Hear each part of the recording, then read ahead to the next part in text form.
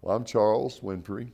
People around here just call me Boomer, my nickname, and I'm on the board of directors of the Coal Creek Miners Museum. I guess you might say I'm sort of the unofficial historian of the town of Lake City, now called Rocky Top, formerly known as Coal Creek. And this museum has been open now for a couple of years. It's been a work in progress since the 1980s, but it's established to celebrate the rich history of this area, not just the Lake City, but the Briceville, Beech Grove, and the surrounding area too. It's more than just coal mining. The Coal Creek War that was fought here in the 1890s was really an extension of the Civil War in a sense. It was the last great war of the Reconstruction era over forced labor of black people through the Jim Crow laws and convict lease systems in the South, and coal miners rebelled against it. We had two mine disasters here that tragic in their own right, but the first one, the Freightable mine disaster in 1902, caused so many changes to be made in mine safety practices. For instance, the U.S. Bureau of Mines decided they needed to get involved in mine safety, and they went over to Europe and found self-contained breathing apparatuses that had been invented that had never been used to try to rescue men, and actually used them for the first time in Briceville in 1911 to rescue men that were trapped underground by a mine explosion. So those men and boys that died at Freightable didn't die in vain. So we decided that we wanted to build a museum to celebrate the history of this area, and especially the coal mining history, and not to glorify the industry, so to speak, so much as to honor the memory of the miners and their families and what they did. Yes, the coal miners themselves and their families who suffered and sacrificed right along with the miners, and these men and women played a large role in the development of America during the Industrial Revolution. Coal may be a bad word in a lot of people's minds today, because of the pollution, the air pollution it causes when they burn it, the strip mining and all that. But you can't shut your eyes to the fact that in the 1800s and early 1900s, coal built this country. The railroads ran on coal. The houses were all heated with coal. It was more efficient than wood, and kept the big buildings in the cities warm. When they first began to figure out ways of electricity became widespread, there weren't enough places you could dam up to have hydroelectric power to meet the needs of America, so they had to develop coal-fired steam plants to make the electricity. So, coal built this country, but it came at a cost. And the greatest cost to it all was to the men that mined it. They didn't know anything about black lung in the 1880s, 1890s. They just knew that when you worked in the mines for a few years, you're going to get this cough. And it's funny, those miners, the ones that retired, they didn't usually live past about 50 years of age. They all died young.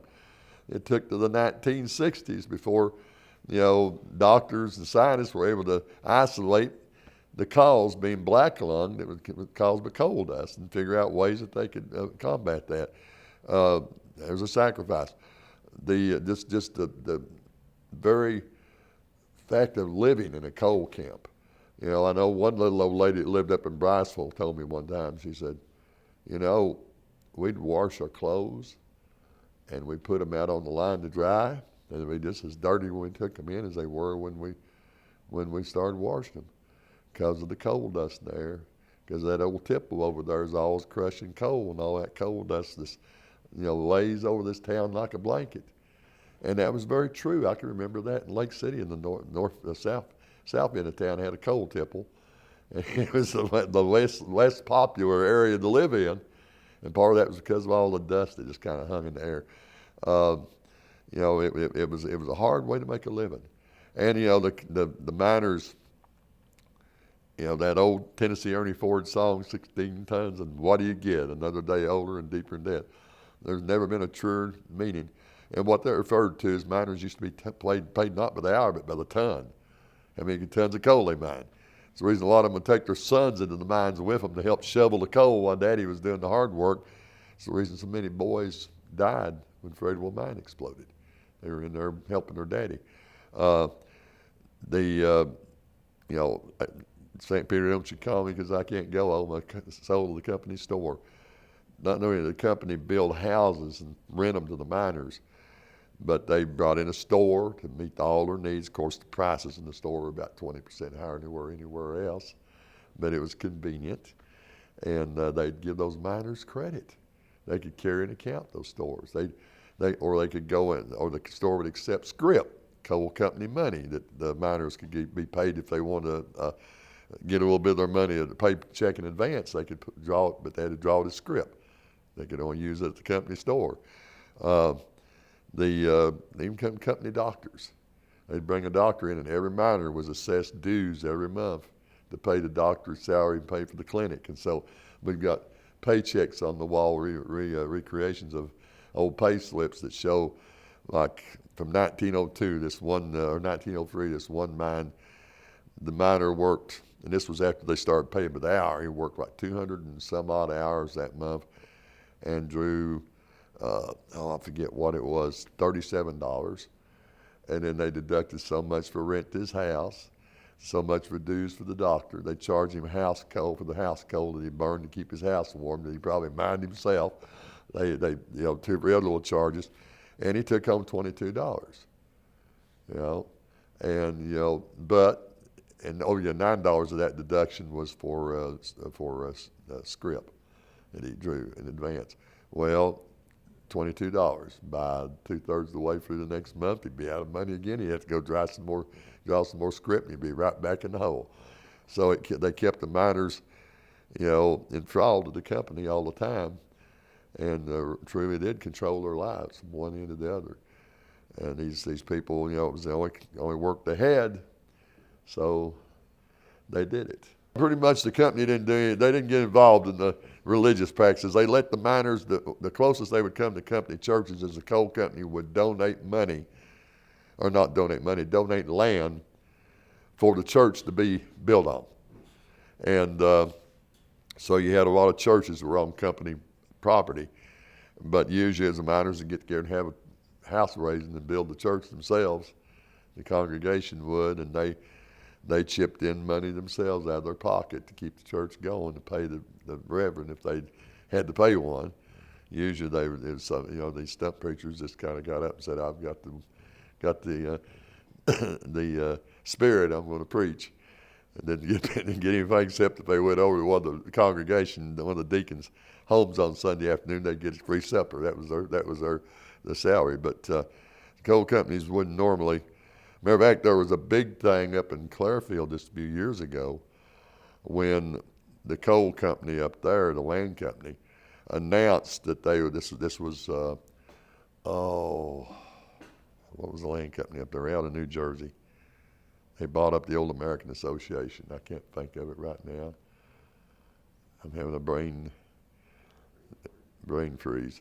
Anyway, they announced that they were going to strip mine. The Copper Glow was going to strip mine this big area that the company owned, and they were going to have to, and there were 4 churches on it that had been donated. And so, the congregations, those churches got up in arms. They'd never opposed anything the company wanted to do before. They got up in arms about that because they had the cemeteries there too, and people, their families and loved ones buried there, and they protested and complained, and finally the land company relented and said, okay, we're going to deed land along Highway 90 to the church that's on Highway 90, and we're going to give plots to the other 3 churches, and we're going to pay to move those churches and their cemeteries to Highway 90, just to, so y'all be happy. And, and so they did that, because it gave such a black eye to when it became known. Yeah, this company told us to pack up, move, leave our graves of our loved ones behind and everything, because they're going to strip mine our church. So that turned out to be a little bit too bad public relations. So they relented and gave in to the congregations. But that's the only thing the companies ever did for the churches, was give them the land or loan them the land. They didn't give it to them. So as you can see, they just simply allowed them to build a church on company land. Well, there was no coal mining here at all before the Civil War.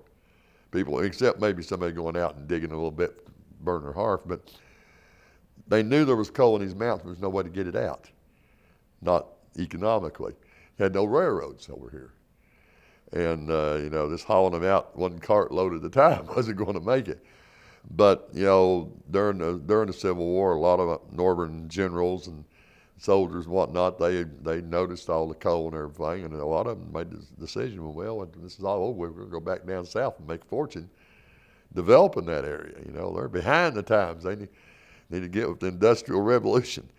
And so immediately after the Civil War, a group of entrepreneurs came down here and started building the East Tennessee and East Tennessee and Kentucky, I think it was called, railroad. East Tennessee and Virginia. From Knoxville up, it was the same one that went from Knoxville to the Tri-Cities. It already existed, but this was going to be a line that was going to go from Knoxville north into Kentucky. And they began building it in 1865, right after the war was over with. And by 1869, they completed as far as Coal Creek. And in 1868, there was no listing of a Coal Creek, Tennessee anywhere. It didn't exist. There was no such thing as a community of Coal Creek. They had a creek here. It was named Coal Creek, and that was about it. By 1869, the Bradstreet business listings had a Coal Creek, Tennessee list of 12 businesses. 2/3 of them were saloons. Some of them were like livery stable and saloon, or dry goods and saloon. But they, 8 of the 12 businesses had the name saloon in them. So you can just imagine what that place was like. It must be like a Wild West boom town. And the other 4 businesses were a bank, a coal company, the Knoxville Iron Company, and I forget, there was a barber, I think, and something else. And the Knoxville Iron Company, which had a foundry over in Knoxville, they wanted to mine coal to supply their mill. And so they were the first ones to negotiate a lease with the land company to lease coal and mine coal in Coal Creek, and it's right in the base of Owl Mountain, just about a half a mile from where we're standing. The land company, the Coal Creek Mining and Manufacturing Company, which today is known as the Coal Creek Company, it still exists, was founded, before the Civil War. And it was an old man from a Welshman by the name of John Wiley. William Henry Wiley. William Henry Wiley. Went into partnership with another fellow, and they bought 60,000 acres from the federal government. Well, 2 other gentlemen, representing a consortium of New York millionaires, they also bought 60,000 acres from the federal government. Now, where did the federal government get this land? It was Cherokee Indian land. Before the Cherokees were removed to Oklahoma, this was everything west of the Clinch River was Cherokee hunting grounds by treaty. And when they removed the Cherokees, and when Andy Jackson kicked all the Indians out of Tennessee, the federal government took over their treaty lands, took ownership of them, and they sold the gold-bearing lands down around Coker Creek to the gold companies and whatnot. And they didn't know what to do with his land over here. Well, the Wileys and these other folks said, there's gold in our hills. It ain't gold colored. So they bought the land. Turned out those 2 competing groups had bought the same land. 60,000 acres for one, 60,000 the other. The federal government hadn't done a very good job of surveying. It turned out that there was only 90,000 acres between the 4 of them. So they decided, instead of fighting it out in court, they just decided to become a partnership. So they founded the Coal Creek Mining and Manufacturing Company with a total holdings of like 90,000 acres, and went from there. And so Wiley was the local representative for this group, and they didn't do anything with it. They had all this land with no use for it. It was too isolated to develop or do anything. So till after the Civil War, and then they started leasing out the coal to coal companies. And the first one here was the Knox Iron Company, like I said, and it was because the railroad came this far. Then later on, they expanded the railroad on up to Briceville, 4 miles up the road, up the tracks, and more mines opened up there, and they expanded it up the other way to Beech Grove and opened them. And the Wiley's sons leased coal from their father's company and opened the Southern Colliers mine up in Beech Grove. And later on it became owned by Champion Paper Company, and they used it as a captive mine for years to provide coal to the paper mill in Canton, North Carolina. And during the Depression, they let it go and it went back to in the receivership and somebody else took it over. Originally, when they first opened the Knox Iron Company mine, nobody around here knew how to mine coal. The locals had all been farmers or hunters and trappers or, whatnot. So they went up to Pennsylvania and recruited a bunch of Welsh miners out of the coal fields of Pennsylvania. And they went up to New York and they got Welsh miners right off the ship that were coming in from Wales. And that's where the Welsh came from in this area. They brought a whole bunch of Welsh miners down and put them to work at the Knox Iron Company mine. Their job was twofold: mine the coal and teach the locals how to mine coal. So that slowly but surely the local Scotch-Irish would become coal miners as well. That's one of the reasons that when they brought convicts in a few years later, that it was successful initially. In 1876, when they brought convicts in to take the jobs of those men at the Knox Iron Company mine, most of those Welsh miners just said, going back to Pennsylvania where I'm appreciated. The few that had married and had set down roots here, they were able to find jobs in other mines because other companies had opened up mines by then. And as a result, the Knox Iron Company mine was allowed to keep the convicts for 15 years unmolested. So while all the rest of the mines around here worked free miners, you had that one convict mine right in the center of Coal Creek. And of course, that's a whole other story. But where did the convicts come from? The state of Tennessee, all the southern states after the Civil War were broke. They were all bankrupt. And, one of the last things they could afford to do was spend money incarcerating criminals. So they came up with this bright idea. Alabama was the first state to come up with it, and then one by one, all the other the states of the old Confederacy followed suit. We'll lease our convicts out for hard labor and collect money. Instead of spending money on prisons, we'll make money off of them.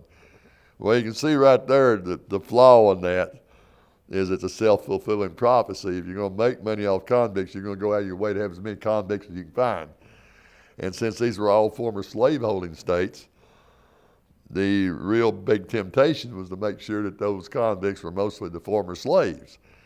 So thus began the passage of Jim Crow laws, to increase, not only to create laws that would penalize blacks for mixing with whites and for, being too uppity and whatnot, but a lot of the Jim Crow laws were simply taking minor crimes that had been offenses that were punishable by a fine or 30 days in jail, and turn them into felonies, because you couldn't lease out these convicts unless you had at least a year sentence. These companies wouldn't lease somebody and go through the trouble of training them and transporting them and everything else, leave in 2 months.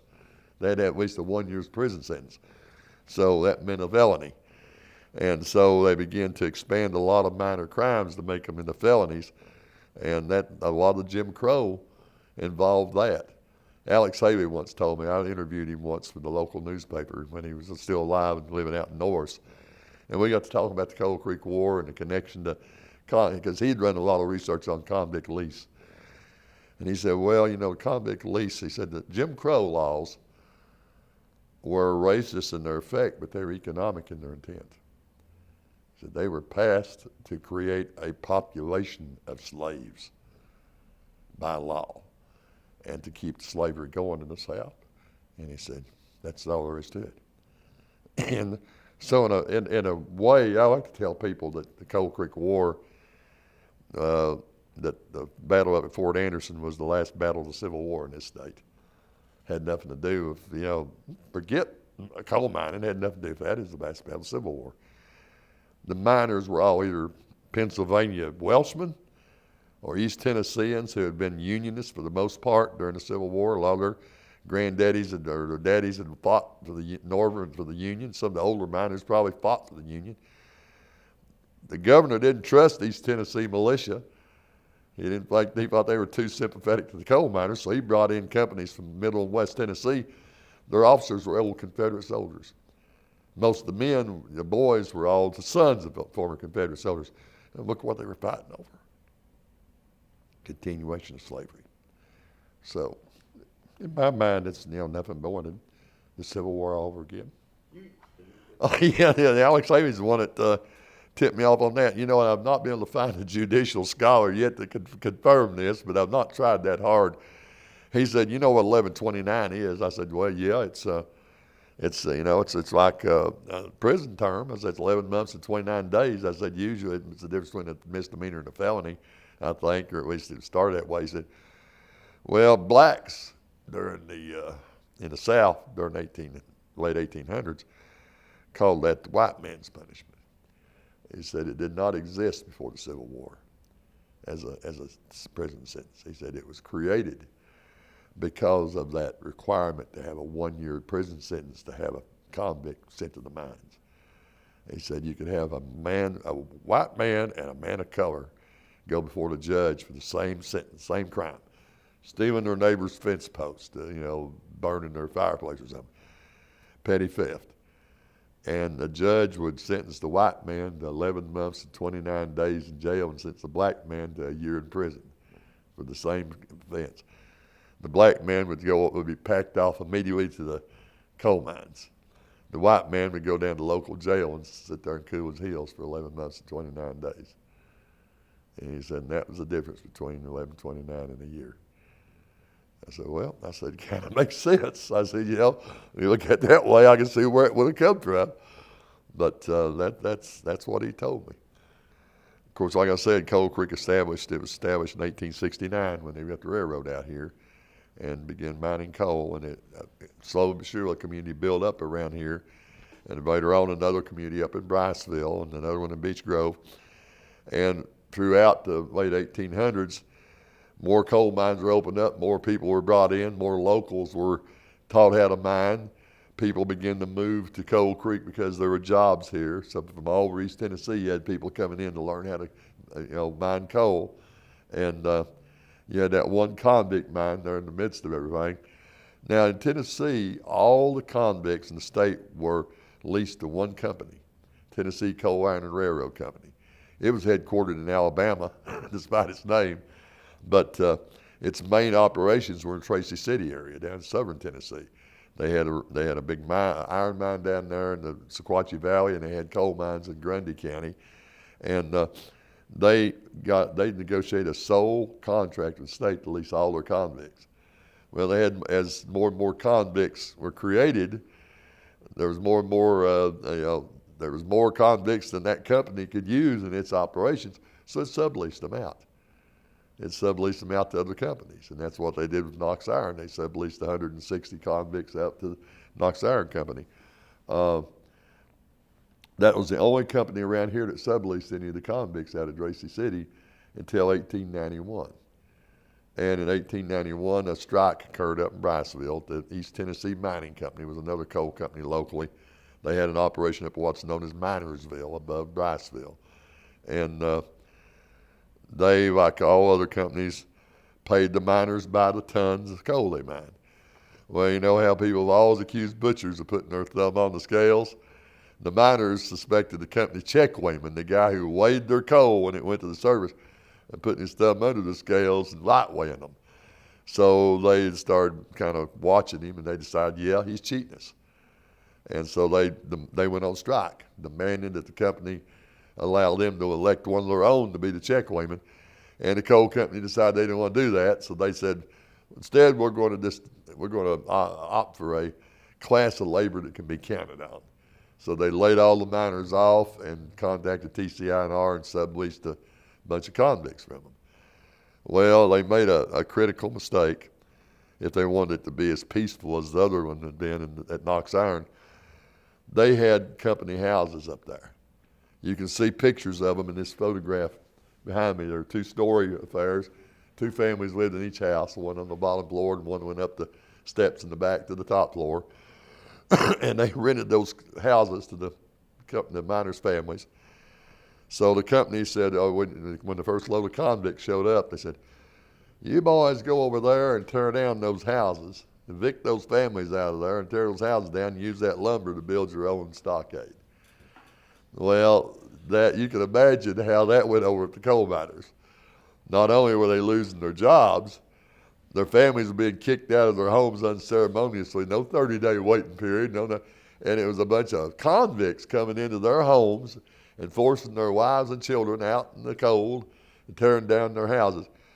They wasn't going to take that. So they all met down here at Coal Creek in a big meeting hall down here, and they decided, well, it's time to take some action. And they armed themselves, and about 500 of them marched up there. There were only a half a dozen or so guards guarding that whole load of convicts, and so they surrounded the guards, and the guards wisely surrendered without firing a shot. And, the miners, they looked upon these convicts as being dangerous criminals. They didn't know the background behind all that, so they marched the convicts and their guards down the railroad tracks to the depot, loaded them on a train to Knoxville, and then sent a telegram to the governor, Buck Buchanan, saying, don't be sending any more convicts out here to Coal Creek. We won't have it. And the governor's response, of course, was to send them back, come himself to address the miners and warn them about violating the law and so on and so forth, and be accompanied by a couple of companies of East Tennessee militia, the National Guard of the day, to make sure the miners didn't interrupt the convicts anymore. And he spoke to the miners up there at Thistle Switch near Briceville, and didn't do much good. Then he went back to Nashville, and the miners met again a couple of nights later and said, well, those soldier boys ain't gonna make no difference. Let's go do it again. This time they put out a call for reinforcements, and miners came in from all over East Tennessee. Not just the Coal Creek miners. They came down out of Jellicoe. They came out of Kentucky. Kentucky had tried to put convict lease in a few years earlier up there, and their miners had marched to Frankfort, marched to the Capitol, and protested it and stopped it in Kentucky. And a lot of East Tennessee miners had gone up there and helped them and supported them. And so when word got out in Kentucky that what was going on down here, those Kentucky miners got their guns and headed for Coal Creek.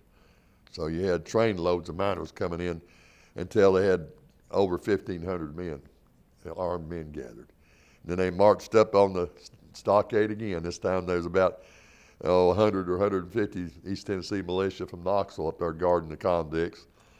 And they, sent out Gene Morrell, who was a Knights of Labor organizer from Kansas by way of Illinois, that had been down here rabble rousing for years, and they had elected him to be their spokesperson. So he went out to meet with the commander of the militia, and the commander apparently did something that made the miners think that, well, he's getting ready to arrest our spokesperson.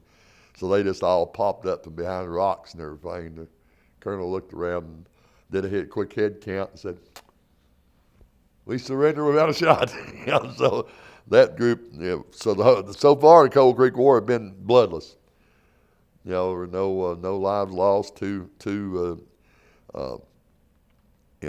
confrontations that had been successful on the miners' part without any loss of life. They marched the soldiers and the convicts down the railroad track to the depot. Apparently, according to local papers and things, the soldiers were kind of treated like heroes because they surrendered so quickly. So a lot of the miners' families made them picnic lunches and handed baskets to them as they were walking to the depot, and voted them to be jolly good boys and all that, and slapped them on the back and sent them back to Knoxville. Well, Governor Buchanan didn't know what to do. He's beside himself. He'd sent his militia in and hadn't done any good. So he needed time, to figure out his next move. He sent his commissioner of labor, John Ford, to East Tennessee, to Coal Creek instead, to negotiate, to talk. And, he said Ford's message was simple. The governor is going to call a special session of the legislature to deal with your problems and your complaints, and see if we can address your grievances. And it's going to take time to get all those guys together, and we don't have any place to put these convicts because we don't have any prisons. We got all these convicts roaming around here, so let us bring them back to Briceville and keep them in the stockade up there, and we won't send any more soldiers, we promise. We want just a few guards to keep the convicts in line. And if you'll do that, we'll call special legislation legislature and try to address all your problems and your grievances and see if we can't satisfy you. So the miners, trusting souls that they were, or at least feel like they didn't have a whole lot of choice in the matter, is okay, you can send those convicts back under our protection. No soldiers, just a few guards to, keep them in line, and under our protection, we won't bother them. So they sent the convicts back, and the governor stood his word. He called a special session legislature. They met for about 2 weeks down there. All this early stuff had happened during the summer, in July and August. Bastille Day, as a matter of fact, the first rising was on Bastille Day. I don't know if there was any, if it was a coincidence or if it was planned that way, but by the time the special session met, it was fall of the year, and they met down there and argued and cussed and cavorted for about a week or so, and finally they adjourned, and they only passed one new law, and it made it a felony to interfere with the convict lease system, which until then had not been, found, they made it anything more than just public disturbance or whatever. So that just incensed those miners no end when they got the word back. Their negotiating committee, there was a group of lobbyists that had been down there working in Nashville. Morrell and his other miners came back and immediately resigned. They just said, hey, all we can tell you is just put your trust in the Lord, because you're not going to find any relief here on earth. And that was more or less a call to arms. It was like saying, talking ain't doing no good, fellas, we're resigning. So they met again, and this time I think it was on Halloween, somewhere around Halloween night, and they got together, and this time the miners all put on masks, and they went up and marched on the stockade in Briceville first, and roughed the guards up. Didn't kill any of them, but they roughed them up pretty good, and when they resisted, and they got the convicts out and took them down to the company store, broke into the company store and said, get you some clothes over there and get those convict rags off, those striped suits off, and put on some real clothes. Now, Kentucky's that way.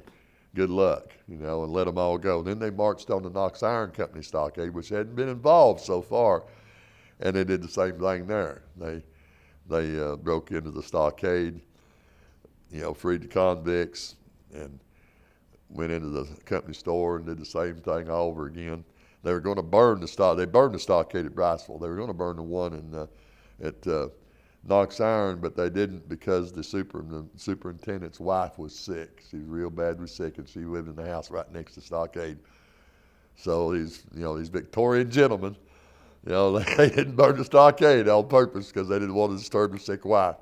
But they did free all the convicts and send them back. And as a side thing, my grandmother, I got involved interested in the Coal Creek War because of stories my grandmother used to tell. Her father was one of those miners, and she told me one story. Said, yes, said my daddy was, one of the miners said they broke into the Coal Creek Company store up there. One of those convicts come up to him and said, Mazza said, I found some boots that fit me, they ain't got no bootstraps. And he said, my daddy took the bootstraps out of his own boots and give them to him to put on. And he said, now get. Kentucky's that way, get. And, I said, yeah, makes sense, I guess, in a way. But anyway, so they freed all those convicts. A lot of them ran off to Kentucky. Some of them were more scared of the local people around here than they were the guards. What the hell am I going to do now? All these white people around here. So about 50 of them, as a group, went down to Clinton, went to the telegraph, Western Union station there, office there, and got them to send a telegraph to Nashville saying, there's 50 of us convicts loose here in Clinton. What should we do? Send it to the governor. Like, please take us in custody. There's nobody taking them in custody. Before the miners raided the stockade, they sent a message to the local sheriff in Clinton and said, we don't want to hurt a hair on your head. You might want to find a reason to be out of town. So he had family in Chattanooga, and he went down to urgent family business down in Chattanooga and left town that day. There was no law enforcement anywhere in the county to take the convicts, so they was roaming around loose. But anyway, so the governor, he didn't know what to do then. The convicts released. His legislature had not done anything. He didn't expect them to, I'm sure. Nothing happened for the next couple of months.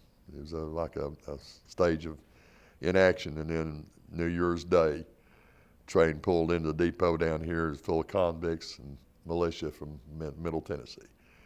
And he sent the convicts back to the Knox Iron Company mine.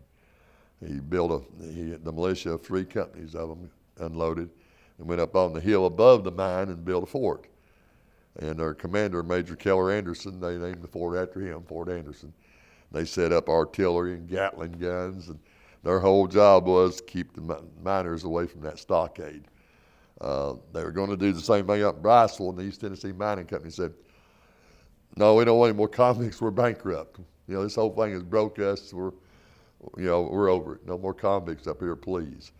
So the only convicts that got returned to Coal Creek were there at the Knox Iron Stockade, and it kind of stayed for the next 6 months or so. The whole thing just was kind of like a state of martial law in there. The troopers, they didn't have the area official under martial law, but those soldiers were everywhere. That's when Dick Drummond lost his life. They had a miners' dance, and some soldiers busted into it, and he and a Lieutenant Perry got into a fist fight. And on the way home from the dance, the militia jumped Drummond, and according to local sources and everything, jumped him and lynched him off a railroad bridge, which is still known to this day as Drummond's Trestle. The original bridge in there anymore, it was an old-fashioned covered bridge. You can actually see parts of it in the photograph there. But, where the bridge was, there's still a bridge across the creek there on the railroad tracks, and it's supposedly haunted. You go up there all the evenings, and you'll hear Dick Drummond talking, and his ghost. And you saw the play over there, that kind of played on that whole legend. But so lives began to be lost that weren't directly connected to fighting, but a bunch of soldiers were posed. They posed one of the convicts with his hands up. In these days, whenever you had something like this happen, local photography studios would send a photographer out to take photographs like crazy, and then go back and make prints of them and sell them. Sometimes they even turn them into postcards, and they make a little money off of them. They did the same thing in Coal Creek. They had soldiers there, so they went up. A lot of those photographs we've got of the soldiers at Fort Anderson, firing their muskets, are really posed photographs that were posed by a photographer to sell back to the soldiers. And a bunch of them were apparently had their guns pointed at a convict, and he had his arms up in the air, and one of the rifles actually went off and killed the poor guy. So that's the first official loss of life in the whole Coal Creek War, was a poor convict that was accidentally killed by a discharged soldier's rifle. And, so for 6 months or so, nothing happened here except that sort of thing. Bad blood, and kind of like France after the German occupation started, I guess, or something like that. Way down to South Tennessee in Grundy County, those miners down there had been keeping up with the news up here, and they'd watched with a lot of interest because they'd been deprived of jobs down there a lot longer than the miners had up here. They'd been putting up with convict lease ever since it started in the 1860s. And they finally decided, well, my God, we've had enough too. So they rose up and marched on the stockade and overwhelmed the guards and freed all their convicts and sent them packing and burnt the stockade to the ground.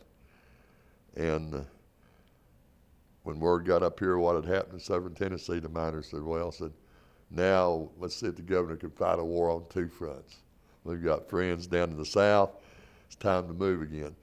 So they went down to Oliver Springs and they busted into a stockade down there at Cumberland Coal Company, freed all those convicts.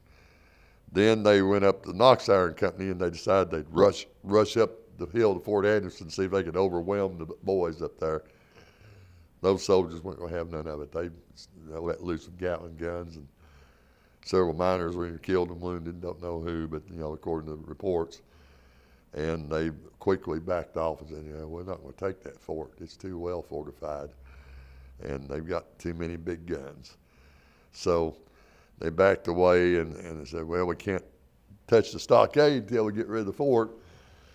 But they looked around and said, well, that fort was built to keep us from bothering the stockade, but they didn't think about the fact that it's not the highest point of land around. All the mountains around it are higher than Militia Hill. So they just began to set up, shooting positions up there on the hills above, on top of Fowl Mountain and on Walden's Ridge across the valley from Fort Anderson. And those old muskets and rifles, they had enough, they carried far enough, had enough range that they, so they said, well, if we can't take the fort, we'll starve them out. We'll keep those soldier boys' heads down until they run out of food and water, and they'll have to give up. And so that's what they did. They put the fort under siege, cut off any and all supplies. The sheriff left town again. He left the county again, and the miners took over the county. There's even reports that they were setting up their own train schedules, that they took over the railroads, and they were changing the train schedule so that they could have trains going up to Kentucky to get reinforcements and bring down, and whatnot. So Anderson County basically became isolated, and they're under siege. Well, the governor wasn't wasting his time, but it took time. He was dealing with a couple thousand coal miners, armed, many of them Civil War veterans. They knew what they were doing. So he knew he knew he was going to. He didn't trust East Tennessee militia. He'd already discounted them. Said, "Well, I can't trust them. They're sympathetic to the coal miners." So he began raising every company he could from Middle and West Tennessee. And as each company of militia would muster in, get their uniforms and their guns, their commanders would get them all trained and take them to Knoxville, where they were all being mustered in to make one big force. They used the University of Tennessee campus as their mustering ground. And eventually, after several weeks, they were able to get together about 1,500 troops and felt like they had a big enough force to deal with the miners. So they came out on a train, and they surrounded the town of Coal Creek with artillery. And then they sent a message down to the coal miners and said, if you don't surrender, we're going to shell the town. Families, children, doesn't matter, we're going to shell everything. And so the miners surrendered. What year was that? It was 1892. It was just about a year after the whole thing had started. So it didn't last long. And it was relatively bloodless. I think less than 30 documented deaths the whole time. The greatest loss of life happened when a posse came over during the siege, when a posse came over from Knoxville, led by an old sheriff, to try to raise the siege of Fort Anderson, and they got ambushed on top of the mountain. That's a whole other story. But, make a long story short, which I've already made it real long, after the miners surrendered, the militia started basically another reign of terror, and they went around house to house, searched for guns, seized all the guns they could find. They put out warrants on the head of Eugene Morrell and 5 or 6 other leaders, people had been identified as leaders of the rebellion. And, then the other thing they did is the General Samuel Carnes, who was in command of the troops, said, well, until we can figure out who's, guilty and who's innocent, arrest everybody between 8 and 80 until their innocence can be proved. So this the opposite of guilty, innocent until proven guilty. Said just get them all until we can prove they're innocent. And one of the first people he arrested in town was the marshal. The town marshal came in to complain when the soldiers first showed up because they were apparently roughing up some of the local women and whatnot. And he protested a little bit too loudly, and so they put him in chains. Another one of the first people he arrested was John Ford, the Commissioner of Labor. The governor, he was still out here in Coal Creek trying to negotiate. And, the general just decided this guy is too sympathetic to them dark coal miners. I don't trust him, and he arrested him. He arrested everybody. But you can just imagine what a ruthless guy he must have been. But It was August by the time all this happened, and they loaded up a bunch of boxcars. They didn't have enough jail cells for all these men, so they just brought a bunch of boxcars in and loaded them up in boxcars, packed them in like sardines in August heat. Used the old former Welsh Anglican church up in Briceville as a jail, used the school at Coal Creek as a jail, just filled up every way they could. And slowly, as they got them all disarmed and began to filter out and figure out who the leaders were and who was his followers, they began to release them. But they kept the area here under martial law for about a year. Kept the army camped down there on the railroad tracks, along the railroad tracks in a camp, and basically, this place is under an iron fist until the legislature met again, and some bean counters down there in Nashville said, well, how much did we make leasing convicts last year? Okay.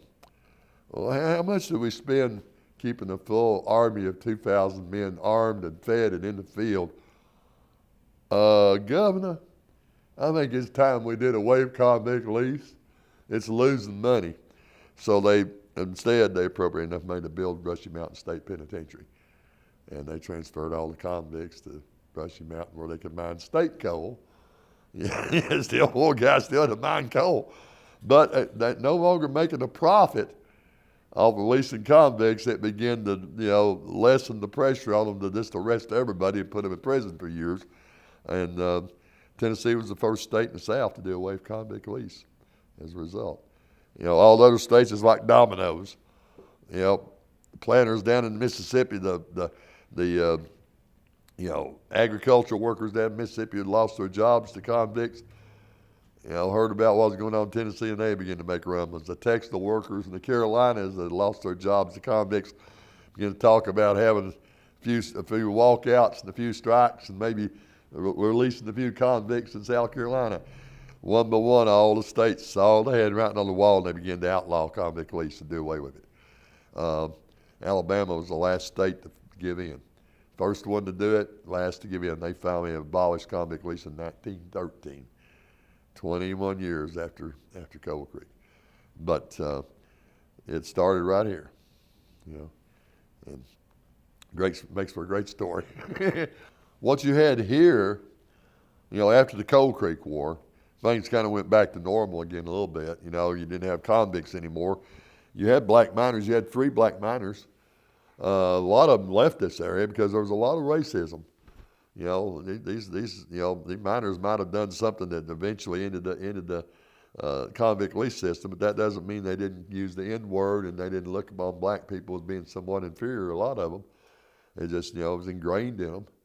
A lot of them, the ones that had come up north, probably didn't have quite as much prejudice as some of the native Southerners, but you had a lot of people who had come in from other parts of the South to work in the mines, that weren't East Tennessee Unionists, and they were used to slaves, and they had Southern attitudes towards blacks anyway.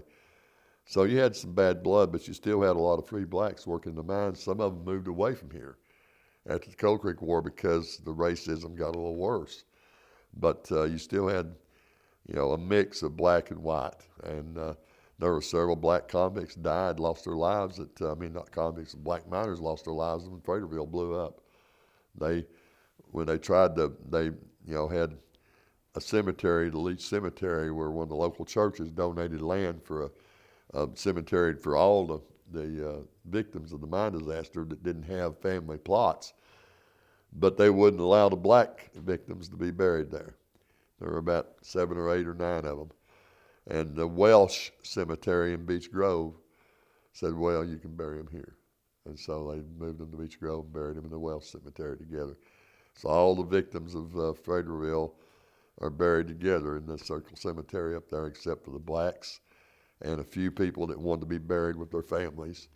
And there are victims buried all over the place. I think we've got a plaque on the wall that lists them by where they're buried. And it was a dozen different places. They're buried in La Follette and Knoxville, all over. But the majority of them were buried in Leach. And there were about a dozen or so-called itinerant miners, day workers, came in off the train looking for a day's work on their way to somewhere else. They didn't register. They didn't have their names. They just buried them in unmarked graves up there near the mine. And so you had blacks then. You had blacks working in the mines all the way through the 1920s and 30s. But the peak of coal mining here probably was World War I. You know, really the early 1900s was the peak in the Anderson County area, in the Coal Creek area. After World War I, all the coal companies had overproduced for the war effort. And so you had this big depression right after World War I in the coal industry. And that's where a lot of the migration happened from different areas. Some places had more, the depression was harder felt than it was others. But my grandmother used to say, we never knew when the Great Depression hit. So we'd been depressed for years. Said, we'd already learned how to live off the land and survive, by our wits and our gardens and, the boys going out and hunting because we didn't have nothing else. There were no jobs, And it's kind of true in a way. People didn't lose a lot here in the coal camps during the 1927, 28, 29 Depression because they'd been depressed for a decade already. And, so when the recovery happened, it happened here as well as everywhere else to a certain degree. But you eventually had a building back up in the 1930s. There became more demand for coal again. And throughout, then, of course, as the build up to World War II, there was a tremendous demand for coal. And another big boom in the underground coal mines happened in the late 40s, early 50s. Then, two things happened. Federal government passed some more stringent mine safety laws. Some of the little mines shut down rather than try to meet those requirements. And there had been a strip mining in the 50s. Began, it's all of a sudden these underground mines, a lot of them that were marginal anyway, were having to compete with cheap strip mine coal. Mines like companies like Beech Grove, like Black Diamond, which had changed the name to Southern Colliers in Beech Grove, they could no longer compete. So they shut down for good in the mid-50s. They at one time had over 450 miners, largest mine in the area. And, they just finally shut down permanently. And one by one, most of the bigger mines did around here. The Tennessee's coal industry began to shift, and as far as production, everything, it shifted to Campbell County. And it shifted to the strip mining in New River and whatnot. I don't know the exact number of miners, but I can tell you that Tennessee's coal production was pretty much stable from mid 1930s until somewhere in the early to mid 60s. Somewhere stable, right around 10 million tons a year, and the percentage of that was produced by underground mining versus strip mining, gradually changed to where most of it was strip mining coal by the 1960s. To give you an idea, Coal Creek's population peaked in the early 1900s at 4,000 people. At that time, Clinton, the county seat, had 1,200. Briceville had 3,000 people living in it, unincorporated Briceville. You had 7,000 people in the Coal Creek Valley. Clinton had 1,200. Oak Ridge didn't exist. Norris didn't exist. This was Anderson County. The politics were controlled in Anderson County, from here. We elected the state senators and the state representatives and all the county commission. We got kind of spoiled, Later on, after all that changed, Clinton paid us back in spades, but have been ever since. But, we had a huge population here. Rocky Top's population now officially is under 2,000. Most of my lifetime it was around 2,100 or so. It dropped to that by the late 50s. It was 2,100. Stayed that way until sometime in the early 1990s. It began to decline again slowly, and now it's about 1,800 or so. In Jellicoe, you had a large number of Italians came in, and they actually had a company called the Italian Blue Gem Coal Company that was founded by an Italian immigrant, and he brought in Italians, just about all Italians, to the Newcomb area of Campbell County to work the mine. and they Like I said, there's good stuff to read here. say you learn something new every time. That's because I keep changing the story every time.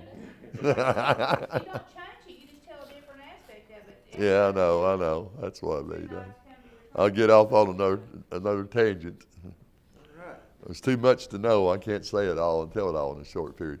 So, So you'll just look at me, and so we'll start out, you'll say, I'm Boomer Winfrey, Boomer Charles Winfrey, however you want to say it. Yeah. Whatever title you got here. And,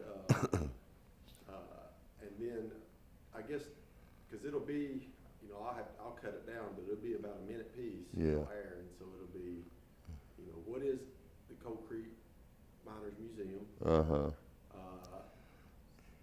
Anything you want people to know about it, and how can people help or find out more information? well, a minute's always going to be. Yeah. I thought we were doing a thing on Black history, but But that's the first piece. We can talk. oh, okay. Yeah, we will have a longer talk. Okay. Just to get this one in the Yeah. bucket. Okay. So you just want me to start? Yeah. Your name. Yeah. What is Coal Creek Miners Museum? Yeah. And what? Sure. And look at you. Yeah, look at me. Don't look at that camera. Here, let me double check. Double check my thing here. It's bad when you get back and it's out of focus. Can't be all that. Okay. Okay. All right. Tell me when. So, When? ready? Yeah. Well, I'm Charles Winfrey. People around here just call me Boomer, my nickname. And I'm on the board of directors of the Coal Creek Miners Museum. I guess you might say I'm sort of the unofficial historian of the town of Lake City, now called Rocky Top, formerly known as Coal Creek. And this museum has been open now for a couple of years. It's been a work in progress since the 1980s, but it's established to celebrate the rich history of this area, not just the Lake City, but the Briceville, Beech Grove, and the surrounding area too. It's more than just coal mining. The Coal Creek War that was fought here in the 1890s was really an extension of the Civil War in a sense. It was the last great war of the Reconstruction era over forced labor of black people through the Jim Crow laws and convict lease systems in the South, and coal miners rebelled against it. We had two mine disasters here that tragic in their own right, but the first one, the Freightable mine disaster in 1902, caused so many changes to be made in mine safety practices. For instance, the U.S. Bureau of Mines decided they needed to get involved in mine safety, and they went over to Europe and found self-contained breathing apparatuses that had been invented that had never been used to try to rescue men, and actually used them for the first time in Briceville in 1911 to rescue men that were trapped underground by a mine explosion. So those men and boys that died at Freightable didn't die in vain. So we decided that we wanted to build a museum to celebrate the history of this area, and especially the coal mining history, and not to glorify the industry, so to speak, so much as to honor the memory of the miners and their families and what they did. Time up? Pass your phones off, because I didn't cut mine off. Oh. Cut it down. Oh, I didn't hear it. So much for my, whoops, Okay, all right, so. camera's still rolling. So, You were talking about the reason, for this museum was not to honor the industry, but the miners. yes, the coal miners themselves and their families who, suffered and sacrificed right along with the miners, and these men and women, played a large role in the development of America during the Industrial Revolution. Coal may be a bad word in a lot of people's minds today, because of the pollution, the air pollution it causes when they burn it, the strip mining and all that. But, you can't shut your eyes to the fact that in the 1800s and early 1900s, coal built this country. The railroads ran on coal. The houses were all heated with coal. It was more efficient than wood, and kept the big buildings in the cities warm. When they first began to